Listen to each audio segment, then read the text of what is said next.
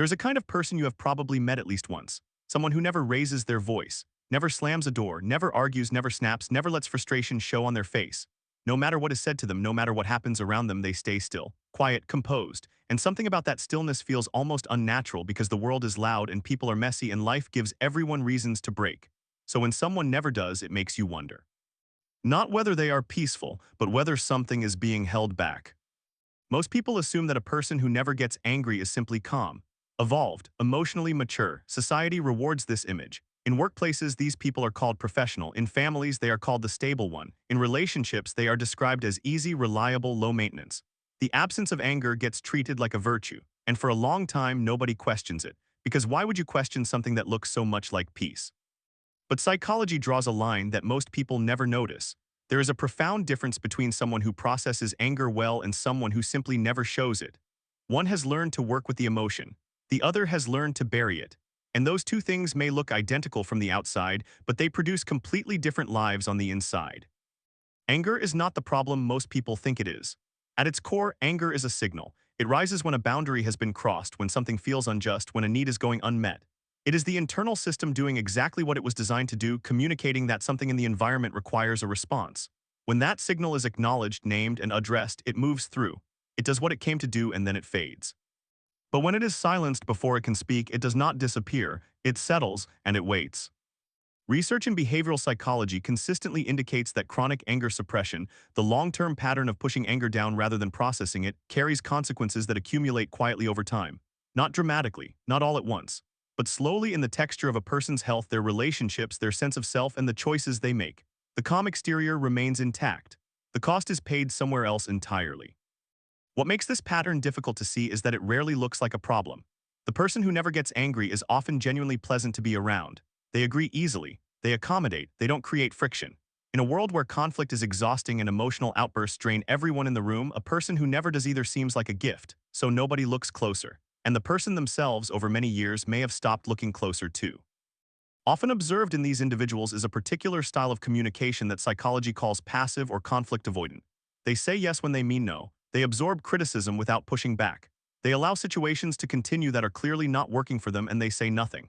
Not because they have no opinion, but because expressing that opinion feels somewhere deep inside like a risk that is not worth taking. The anger is there, but it has been trained to stay quiet. This pattern does not typically emerge from nowhere. Psychology suggests it is almost always learned, and it is usually learned early. In environments where anger was met with punishment, rejection, or escalation, a child quickly calculates that showing anger is dangerous. If expressing frustration led to being shut down, ignored, or made to feel guilty, the lesson absorbed is simple. Anger is not safe. Anger costs something, so it gets hidden. And over time, hiding it becomes automatic. So automatic that the person eventually stops noticing they are doing it at all. Cultural and social conditioning layers onto this too. In many environments, certain people are taught explicitly or implicitly that anger is not appropriate for them, that composure is expected, that raising your voice, standing your ground, or visibly objecting makes you difficult, aggressive, or ungrateful. Over enough years, those messages don't just shape behavior, they shape identity. The person begins to define themselves as someone who doesn't get angry. And once that becomes part of how they see themselves, even the internal experience of anger starts to feel foreign, wrong, shameful. What psychology often observes in people who carry this pattern for a long time is something that could be described as emotional flattening.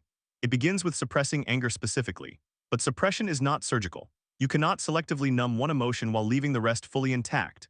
Research indicates that when people chronically block one emotional experience, they tend to lose access to the full range over time. The walls built to keep anger out begin to keep other things out too. Joy becomes quieter, grief becomes harder to reach.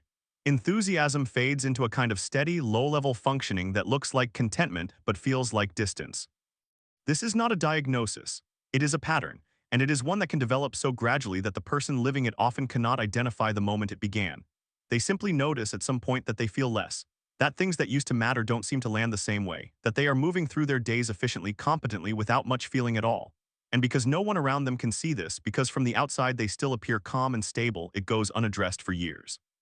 In relationships, this pattern tends to produce a very specific dynamic. The person who never gets angry is often described by partners, friends, and family members as wonderful, patient, understanding, but underneath those descriptions, something else is also often present, a quiet, growing distance. The person is there, but they are not fully there. They participate, but they do not fully invest. And over time, the people closest to them begin to feel something they cannot quite name. Not conflict, not tension, but a kind of invisible wall, the sense that no matter how close they get, they cannot quite reach the person inside. What is often happening, psychology suggests, is that the relationship is being managed rather than lived. The person who suppresses anger also tends to suppress the vulnerability that real intimacy requires, because intimacy involves risk. It involves needing things, wanting things, being disappointed, and saying so. It involves the kind of honesty that sometimes looks like anger even when it isn't. And for someone who has learned that emotional exposure leads to consequences, closeness can only go so far before the internal defenses activate. Not deliberately, not cruelly, just automatically. One of the more striking observations in behavioral research is what happens to suppressed anger when it has nowhere to go. It rarely stays compressed indefinitely. Instead, it tends to surface in forms that seem unrelated to anger entirely. Some people experience it as physical tension, persistent tightness, fatigue, or stress responses that appear disproportionate to what is currently happening. Others experience it as a slow emotional withdrawal from people and situations that once mattered. Some experience sudden, unexpected exits. Relationships or jobs or commitments they walked away from abruptly with no visible buildup, leaving others confused because there were no arguments, no warnings, no signs, but the signs were there. They were just internal, invisible, building for longer than anyone knew. In workplace settings, this pattern is often observed as a kind of quiet non-engagement. The person does their work well, they meet expectations, they do not complain, but they are not fully present either. They have learned to function within systems that frustrate them without ever saying so. And while this makes them easy to manage, it also means their real thoughts, their actual perspectives, their honest assessments are rarely heard. The organization loses something without ever knowing what it lost. There is an important distinction that deserves careful attention here, because not every calm person is suppressing. Some people genuinely regulate, and regulation looks different from suppression in ways that are observable once you know what to look for.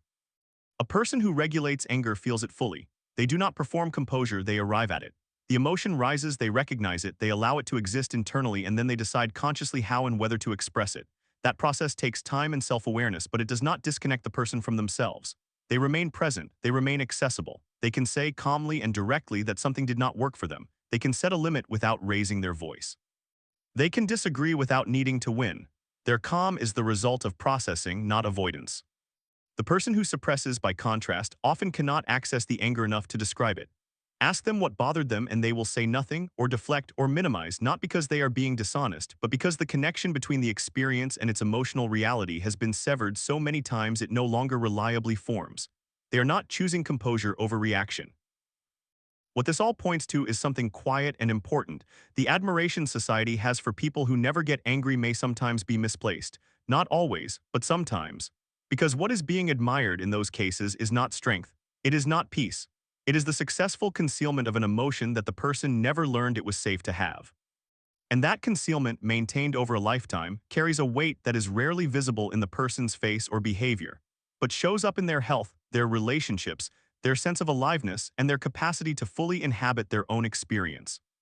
This is not about encouraging outbursts.